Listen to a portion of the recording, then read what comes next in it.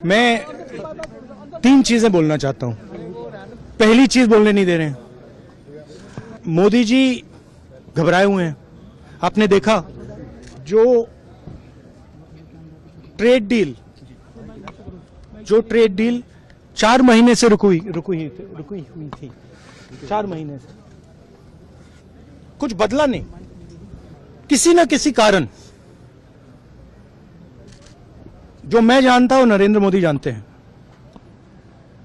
नरेंद्र मोदी जी ने कल शाम उस डील को साइन कर दिया। नरेंद्र मोदी जी पर प्रेशर है, भयंकर प्रेशर है। और नरेंद्र मोदी जी का जो इमेज का गुब्बारा है, जो हजारों करोड़ रुपए लेकर बनाया गया था, वो फूट सकता है। इशू ये नारावाने की स्टेटमेंट नहीं है, ये साइड शो है। और वो भी जानते हैं, मैं भी जानता हूं। मेन बात यह है कि हमारे प्रधानमंत्री को कॉम्प्रोमाइज कर दिया गया है। किसने किया है, कैसे किया है, यह हिंदुस्तान की जनता को सोचना है। मगर इतिहास में पहली बार हिस्ट्री में एलओपी को प्रेसिडेंशियल एड्रेस में नहीं बोलने दिया। बाहर बोल दीजिए, जो अंदर नहीं कहा दिया जा रहा है। वो तो ऑटोमेटिकली होगा जी।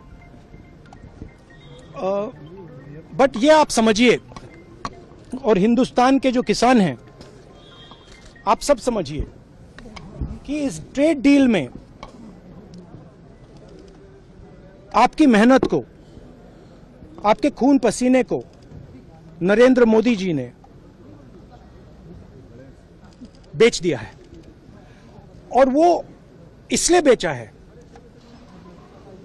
क्योंकि ये कॉम्प्रोमाइज्ड है।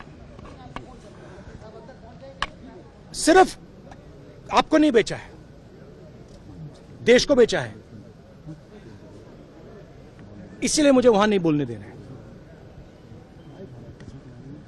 नरेंद्र मोदी जी डरे हुए हैं क्योंकि जिन लोगों ने उनकी इमेज बनाई है, वो अब उस इमेज को फोड़ने लगे हैं। एक अदानी जी पर केस है यूनाइटेड स्टेट्स में। वो अदानी जी को टारगेट नहीं कर रहा है, वो नरेंद्र मोदी के फाइनेंशियल स्ट्रक्चर को टारगेट कर रहा है। एक वो है। दूसरा है एप्स्टाइन फाइल्स। एप्स्टाइन फाइल्स में अभी और माल है, वो अभी रिलीज नहीं हुआ है। इसीलिए इस दबाव में आकर एप्स्टाइन फाइल्स में जो पूरा देश जानना चाहता है, मगर अभी अमेरिका ने रिलीज नहीं किया है। और दूसरा जो अदानी जी पर केस है, जो एक्चुअली मोदी जी पर केस है, क्योंकि वो बीजेपी का फाइनेंशियल स्ट्रक्चर है, मोदी जी का फाइनेंशियल स्ट्रक्चर है।